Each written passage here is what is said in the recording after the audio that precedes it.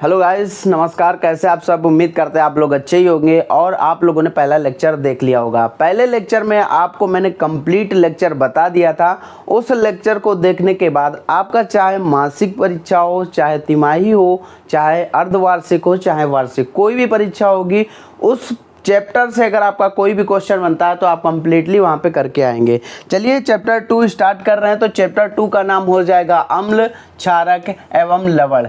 अम्ल, क्षारक एवं लवण। इसमें हम जानेंगे कि अम्ल क्या होता है, क्षार क्या होता है और लवण क्या होता है। ठीक है भाई, चैप्टर को स्टार्ट करते हैं। चैप्टर यहाँ से स्टार्ट होगा। पहला हमारा हो जाएगा कि वैद्युत अपघट्य एवं वैद्युत अपघटन।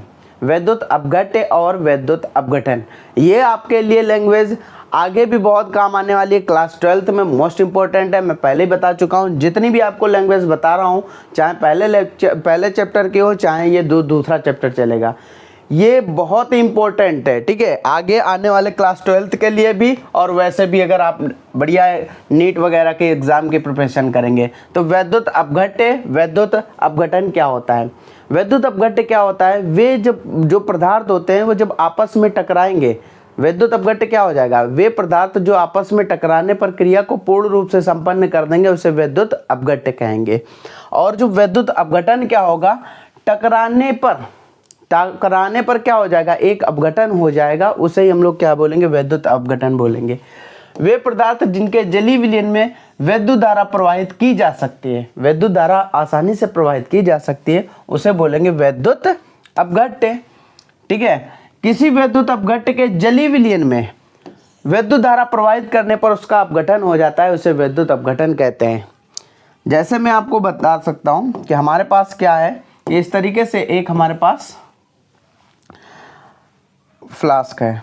इसमें क्या करेंगे, इस तरीके से दो हमारे पास सेल हैं। इसमें अगर हम इस और धारा प्रवाहित करेंगे, अगर आसानी से प्रवाहित हो जाएंगे तो वैद्युत अपघट्य हो जाएगा। और इस तरीके से अगर आपस में एक दूसरे के आमने सामने हो जाएंगी तो वो क्या हो जाएगा? अपघटन हो जाएगा। ठीक है, इस तरीके से आप समझ सकते हैं एग्जाम्पल के थ्रू। अब बात करते हैं कि हमें लेक्चर जो पढ़ना है उसका इम्पोर्टेंट चीज़ क्या है। इम्पोर्टेंट चीज़ हमारे लिए सबसे पहले ये अम्ल। अम्ल हमें जानना होगा कि अम्ल क्या होता है। अम्ल, आप लोग जानते हो कि अम्ल स्वाद में खट्टे होते हैं। जैसे कि आपने देखा नींबू चक्कर देखा, खट्टा लगा। संतरा चक्कर देखा, खट्टा लगा। सेब को चक्कर देखा, खट्टा लगा। कुछ लोगों को शायद नहीं पता हो कि सेब खट्टा भी होता है। ठीक है, तो सेब भी भाई खट्टा होता है। अब अच्छा, सारी चीज़ें चख कर बताना पॉसिबल नहीं था, क्योंकि भाई हो सकता हो कि हमारे सामने जहर हो, हम उसको ज़बान पर रखें और वहीं पर ख़त्म। तो वो चीज़ के लिए भाई जितने भी वैज्ञानिकों ने लैंग्वेज बनाई, उनके लिए भाई धन्यवाद तो बनता ही बनता है। और आप लोग भी भाई उन लोगों का धन्यवाद करो कि भाई लैंग्वेज बना कर गए, नहीं तो आपको पता ही नहीं चलता कि यार ये अम्ल है या क्षार है, हमें ये किस समय खाना चाहिए, बीमारी में इन सब चीज़ों से दूर रहना चाहिए। क्योंकि कभी कभी होता है ना कि डॉक्टर मना कर देता है कि आपको खट्टी चीज़ें नहीं खानी। ठीक है, तो वो चीज़ बिना खाए पता कर सकते हैं। कैसे? अम्ल की लैंग्वेज से और क्षार की लैंग्वेज से पता कर सकते हैं ये कि अम्ल है या क्षार है। ठीक है भाई, तो यहाँ पर हम जानेंगे कि अम्ल क्या होता है। अम्ल वे पदार्थ होते हैं जो जलीय विलयन में कौन से आयन देंगे? H+ आयन देंगे। कौन से आयन देंगे? H+ ion. कौन से आयन भाई देंगे? H+ आयन देंगे। उन्हें क्या बोलेंगे हम लोग? अम्ल बोलेंगे। जैसे मैं एग्जांपल आपके सामने लेता हूं, HCl। HCl क्या हो जाएगा? हाइड्रोक्लोरिक अम्ल, HCl। HCl की जब अब क्रिया करवाएंगे तो ये किस में टूट जाएगा?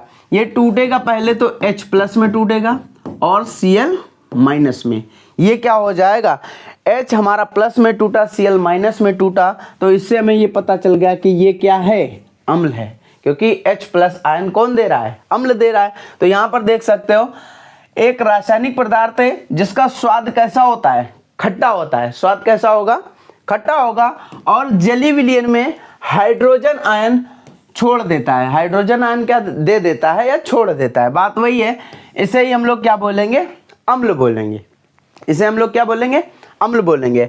अब बात करते हैं, जो अम्ल होता है उसकी कुछ विशेषताएं भी होंगी। जैसे हम हैं या आप हो, कोई विशेषता तो होती है ना, वैसे अम्ल है, अम्ल की विशेषता क्या होती है? स्वाद उसका कैसा होगा? खट्टा होगा। पहला पॉइंट। दूसरा पॉइंट, ये मोस्ट इंपॉर्टेंट है भाई, ठीक है, मोस्ट इंपॉर्टेंट क्या हो जाएगा? एसिड नीले लिटमस पेपर को लाल कर देता है। अम्ल क्या करता है? जो हमारा नीला लिटमस पेपर होता है उसको लाल कर देता है। एग्जाम्पल के थ्रू भी हम लोग समझेंगे, आगे समझेंगे, और साथ में ये चीज़ें आप जान लीजिए कि HCl ये हमारा अम्ल हो जाएगा, HNO3 ये हमारा अम्ल हो जाएगा, H2SO4 ये भी हमारा अम्ल हो जाएगा, CS3COOH ये हमारा क्या हो जाएगा? ये भी अम्ल हो जाएगा, और HCN हाइड्रोजन साइनेट ये भी हमारा क्या हो जाएगा? अम्ल हो जाएगा। अब बात कर लेते हैं कि भाई क्षार क्या होता है। अगर अम्ल का अभी तक आप लोगों ने स्क्रीनशॉट नहीं लिया है तो स्क्रीनशॉट ले लीजिएगा, मोस्ट इंपॉर्टेंट है ये आप लोगों के लिए। और नेक्स्ट हमारा होगा क्षार। जब आप ऐसे लैंग्वेज लिखेंगे तो आपको कंप्लीट नंबर मिलेंगे और आपके नंबर एक भी कटेगा नहीं, ठीक है भाई। अभी और बातें करेंगे और चीज़ें समझेंगे कि भाई कहाँ पे हमें किन चीज़ों का ध्यान रखना है। क्षार की बात कर लेते हैं। क्षार स्वाद में कैसे होंगे? कड़वे रहते हैं। क्षार स्वाद में कैसे होंगे? कड़वे रहते हैं, लेकिन इनको जब हम पकड़ेंगे तो ये थोड़ा सा चिकनापन इसमें रहता है। कैसे हम जानेंगे कि क्षार जो रहते हैं स्वाद में कड़वे रहते हैं, लेकिन ये कैसे पहचानेंगे कि ये क्षार है? मैंने पहले बता दिया था कि हर चीज़ चख कर बता पाना पॉसिबल नहीं है। अभी आपको ही बताया जाए कि इसको चखो, ये कैसा करेंगे क्या? आप खुद नहीं करेंगे। तो वही चीज़ यहाँ पर है कि क्षार क्या होगा? OH माइनस आयन देगा। कौन सा आयन देगा? OH माइनस आयन देगा, उसे ही हम लोग क्या बोलेंगे? क्षार बोलेंगे। तो यहाँ पर एग्जाम्पल क्या हो जाएगा? सोडियम हाइड्रोक्साइड NaOH, उसके बाद KOH, BaOH का होल ट्वाइस। यहाँ पर OH है, ब्रैकेट के अंदर है 2 है तो उसको होल ट्वाइस बोलेंगे, और यहाँ पर NH4OH अमोनियम हाइड्रोक्साइड, ठीक है। अमोनिया की बात कर लेते हैं तो अमोनिया हमारा क्या हो जाता है? NH3 हो जाता है। फार्मूले भाई आपको तैयार करने होंगे, उसके लिए भी एक लेक्चर लेकर आएंगे, कंप्लीट फार्मूले बनाने वाले, और कुछ ऐसे फार्मूले होते हैं जिनको आपको याद रखना ही पड़ेगा, ठीक है। अब बात कर लेते हैं क्षार। क्षार के प्रकार होते हैं भाई, क्षार के 2 प्रकार के होते हैं।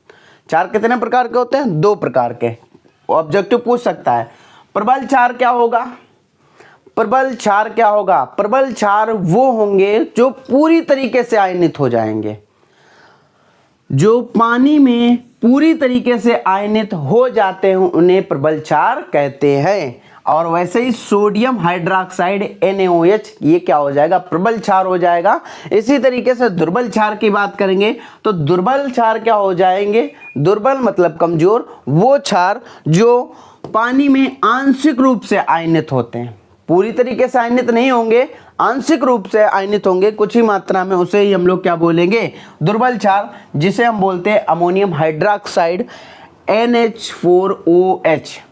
जब आप लैंग्वेज लिखना, कहीं पर सूत्र का अगर नाम लिखना हो तो ये बात याद रखना कि हिंदी में एक बार लिख देना, एक बार हिंदी में लिख देना, उसके बाद उसका जो सूत्र है वो भी ब्रैकेट में लिख देना, ताकि एग्जामिनर जो हो वो आपके नंबर ना काटे, ठीक है। तो इसी तरीके से आपको लिखना है। अब क्षार के लिए इंपॉर्टेंट बात, वहां पर हमने क्या बोला था? अम्ल क्या कर रहा था? अम्ल नीले लिटमस पेपर को लाल कर देता था, लेकिन क्षार क्या करेगा? जब कोई भी क्षार के संपर्क में आएगा तो वो क्या करेगा? लिटमस पेपर का रंग नीला हो जाता है, लाल लिटमस पेपर का रंग नीला हो जाएगा, और यहाँ पर क्या हो जाएगा? ये नीले लिटमस पेपर को कैसा कर दे रहा था? लाल। और जो क्षार होगा इसका उल्टा। अभी एग्जाम्पल आपको दिखा रहे हैं कि यहाँ पर है हमारे पास, सारी चीज़ें हमने निकाल रखी थी, नहीं भी होंगी हम निकाल के आपको दिखाएंगे। ये तो अपना डाटा कंप्लीट हो गया था, इसको कर देते हैं यहाँ से डिलीट, ठीक है भाई। अब बात कर लेते हैं आगे की। हमने देखो ये आप लोगों को बता ही दिया था, 1 मिनट, इरेज हो जा रहा था पूरा।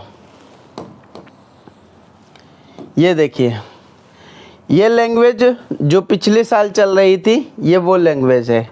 इसमें आप देख सकते हैं आर्नियस के अनुसार लिखा जाता था कि अम्ल वे पदार्थ है जो जलीय विलयन में हाइड्रोजन आयन देते हैं, इसके अतिरिक्त कोई और धन आयन नहीं बनाते, इन्हें क्या बोलेंगे? अम्ल बोलेंगे। ClHNO3 इसको हटा देते हैं, ये अभी आप लोगों ने पढ़ा।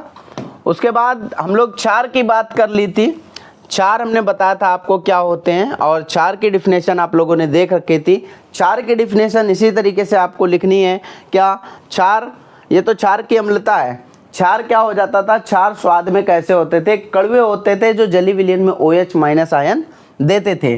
और यहाँ पर आप लोगों के लिए इम्पोर्टेंट दो डिफिनेशन है। क्षार की पहले डिफिनेशन को हम देते हैं हटा, क्योंकि क्षार की डिफिनेशन अपनी कंप्लीट हो चुकी है।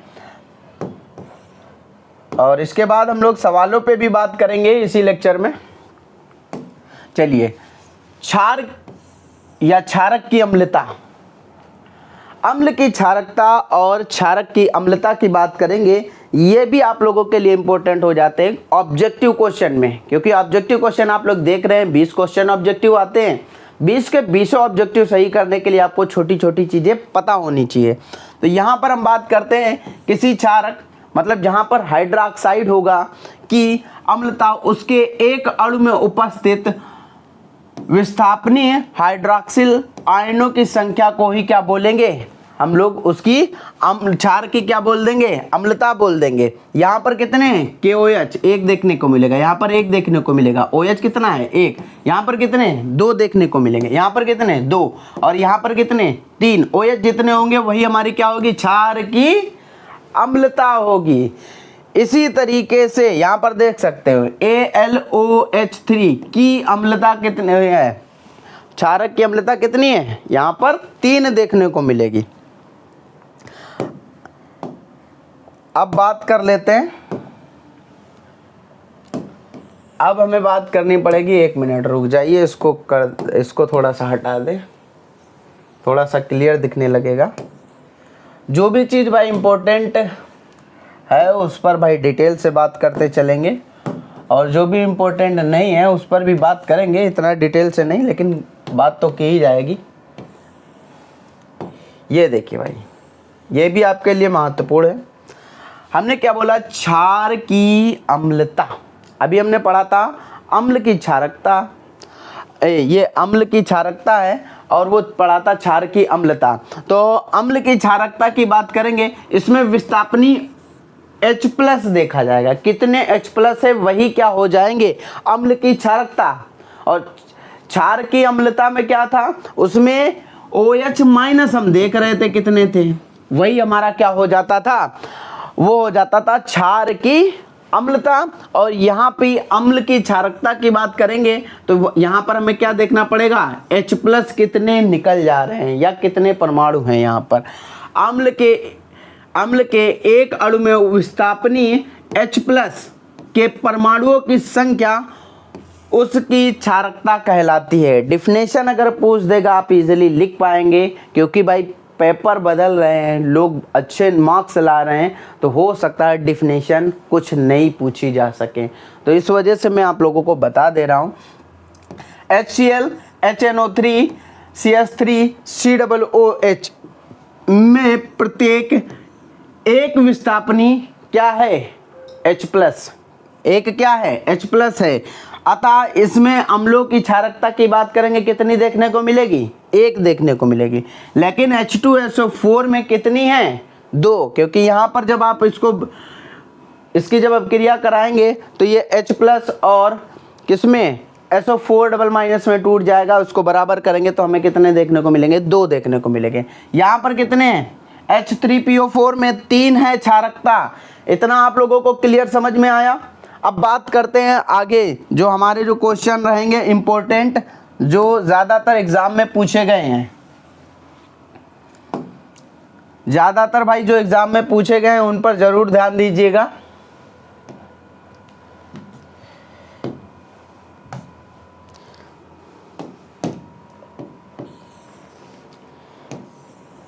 यहाँ पे क्वेश्चन को आज आप लोगों के लिए होमवर्क के लिए रखेंगे। अरे भाई क्या जादू हो रहा है। ओके, यहाँ पर हम लोग बात करते हैं।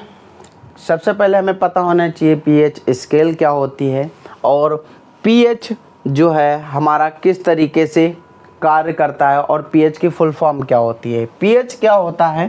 Power of hydrogen. पीएच क्या हो जाएगा? Power of hydrogen. Power of hydrogen क्या हो जाएगा? पावर ऑफ हाइड्रोजन मतलब जितने हाइड्रोजन होंगे वो उसका क्या बताएंगे? पीएच बताएंगे। ठीक है, तो यहाँ पर हम बात करते हैं।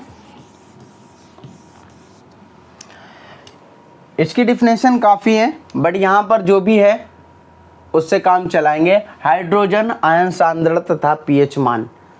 पीएच मान की खोज किसने की थी ये आप लोग बताएंगे, क्योंकि मैंने आप लोगों को वीडियो ऑलरेडी दे रखा था और अगर आपने देखा होगा तो वहाँ पर आप बता सकते हैं।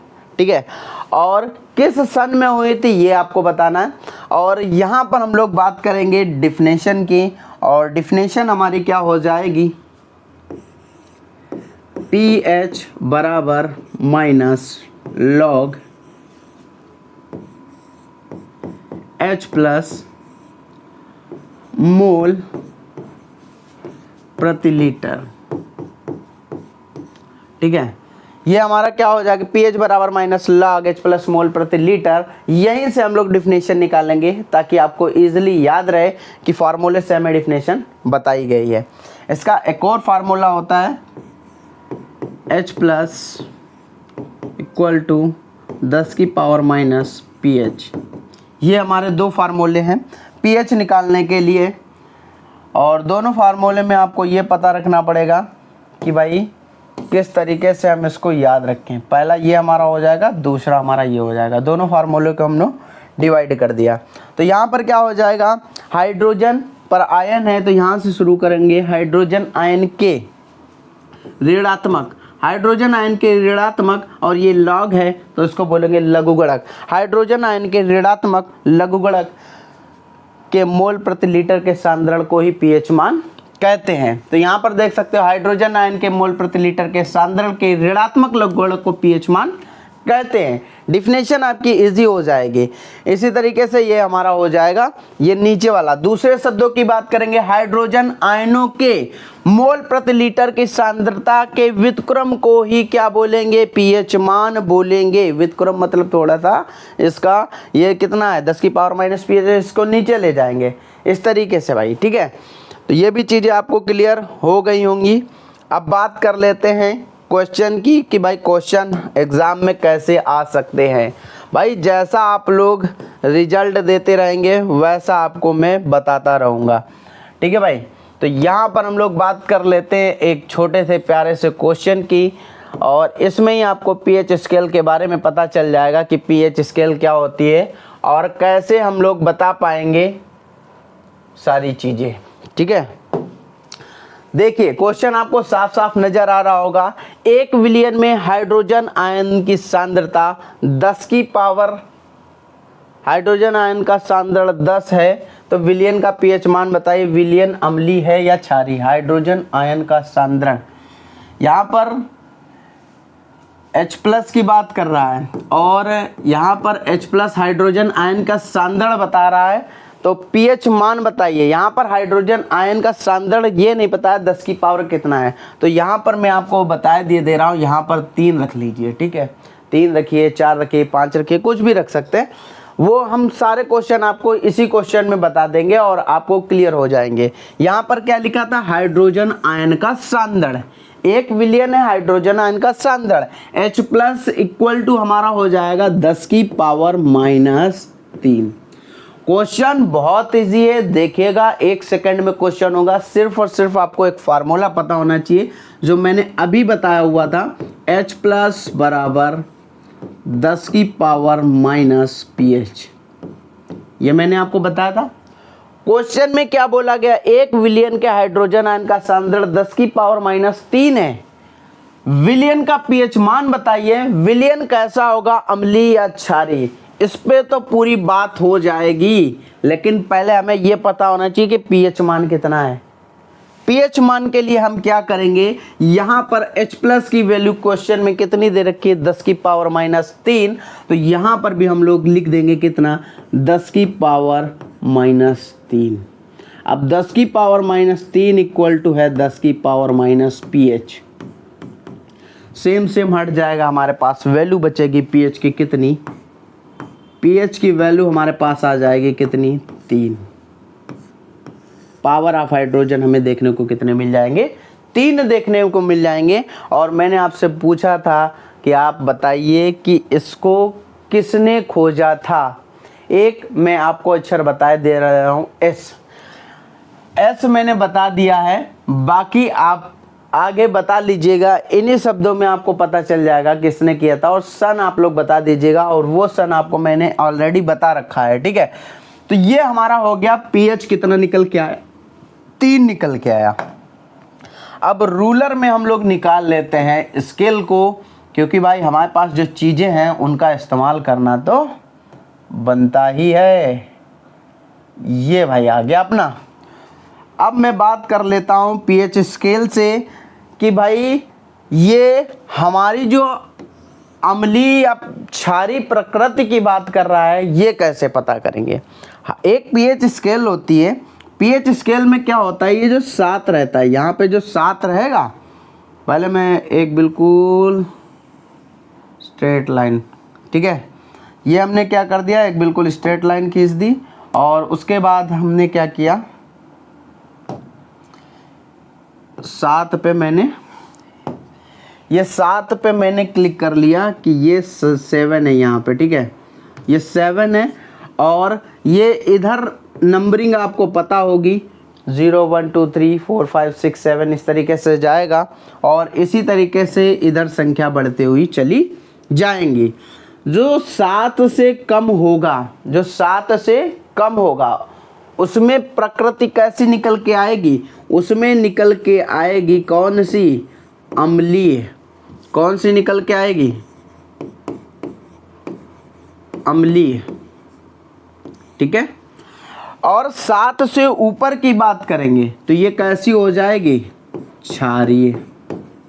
क्या 2 ही प्रकार की प्रकृति होती है, नहीं, प्रकृति 3 प्रकार की होती है।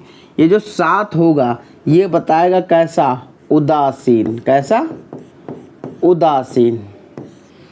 तो ये चीज़ आपको क्लियर हो गई होगी। 7 से कम होगा तो अम्लीय, 7 से ज़्यादा होगा तो क्षारीय, और अगर केवल 7 होगा वो हो जाएगा उदासीन। तो यहाँ पर pH कितना है, यहाँ पर pH है हमारा 3। तो यहाँ पर मैं आपको एक लैंग्वेज लिख के बता रहा हूँ, वो लैंग्वेज यहाँ पर लिख दीजिएगा, या तो आप सुन लीजिए, ज़्यादा इजी रहेगा। सुन लेंगे तो भाई हमारा जो लेक्चर है बड़ा भी नहीं होगा और आपके लिए आसान भी हो जाएगा।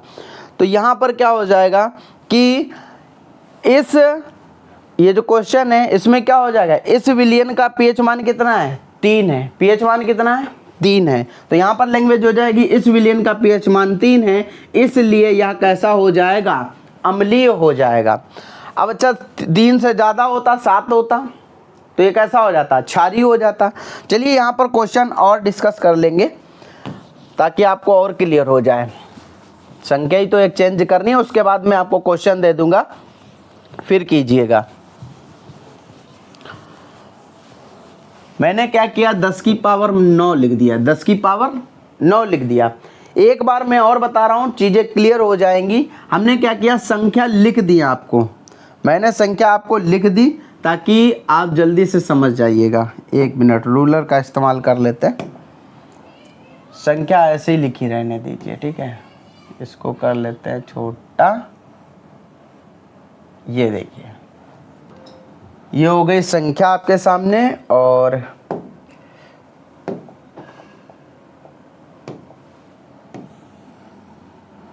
ठीक है भाई, ये हमारा क्या हो गया, पूरा डाटा हो गया। यहाँ पर हमने देखा ये हमारा क्या है, ये 7 है। 7 कैसा हो जाएगा, मैंने आपको पहले बता दिया था, उदासीन। कैसा हो जाएगा, उदासीन। और ये वाला जो हमारा इधर का रहेगा ये कैसा हो जाएगा, ये हो जाएगा हमारा क्षारीय। कैसा हो जाएगा, क्षारीय। और इस साइड की बात करेंगे, 7 से इस साइड की बात करेंगे तो ये हमारा हो जाएगा कैसा, अम्लीय। ये भाई पूरा आप बना लेना, ये हो गया अम्लीय, ये हो गया क्षारीय, ये हो गया उदासीन। ठीक है, इस तरीके से आप बना लेना, आपको पूरा कंप्लीट समझ में आ जाएगा।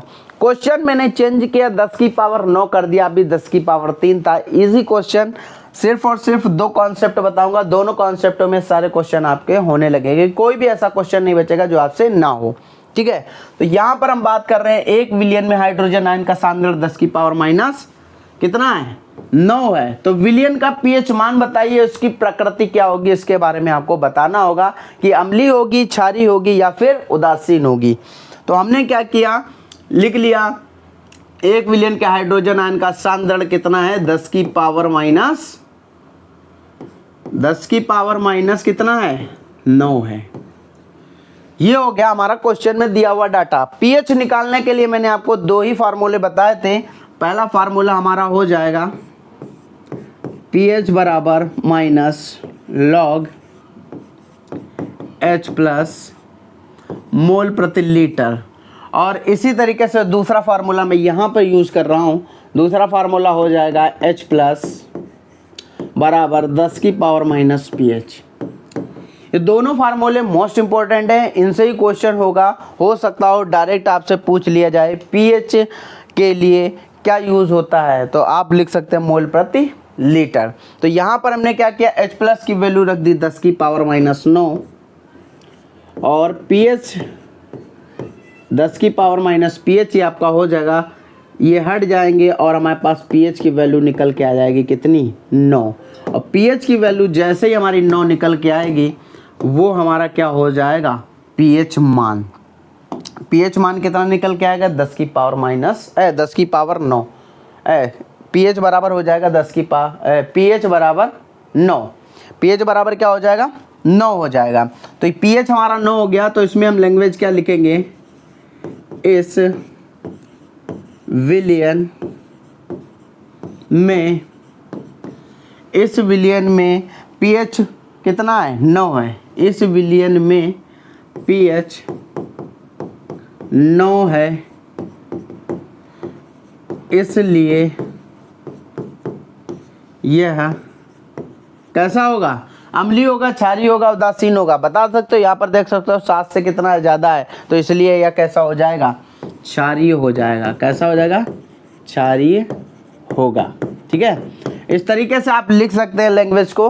और इतने के बाद मैं आप लोगों को बता रहा हूँ कि भाई ये चीज़ कैसे आप करोगे। ये तो मैं आप लोगों को हटा के दे रहा हूँ, लेकिन ये क्वेश्चन आपको करना है।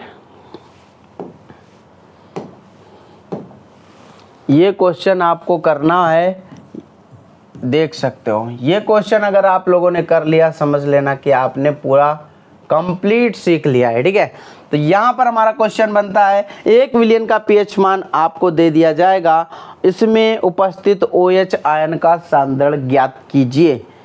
ठीक है, ये देखते हैं कितने लोग कर पाते हैं, अदरवाइज हम लोग नेक्स्ट वीडियो में इस पे बात करेंगे। और एक आप लोगों के लिए इम्पोर्टेंट ये भी है,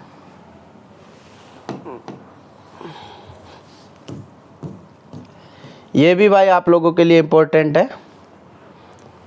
इसको पहले डिलीट ही करना पड़ेगा भाई।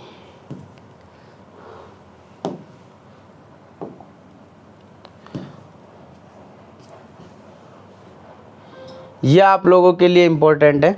ये क्वेश्चन बन जाता है कि दैनिक जीवन में पीएच का महत्व। ठीक है, पीएच के बारे में आपको पता होना चाहिए। हमारे आमाशय में पीएच वैल्यू कितनी होती है, 1.2 लगभग होती है। और कब हमारे पेट के अंदर गड़बड़ी हो जाती है, जब हम कोई तेली चीज़ वसा युक्त चीज़ खा लेते हैं, तो वो धीरे धीरे गुड़ करने लगता है और हमें पेट के अंदर जलन का अनुभव होता है और एसिडिटी बनने लगती है। उसको दूर करने के लिए हम लोग एंटासिड नामक पदार्थ लेते हैं या फिर कोई अम्लीय पदार्थ ले लेते हैं। ठीक है, तो ये हमें भाई इम्पोर्टेंट ये रहने वाला है, इस पर डिस्कस करेंगे।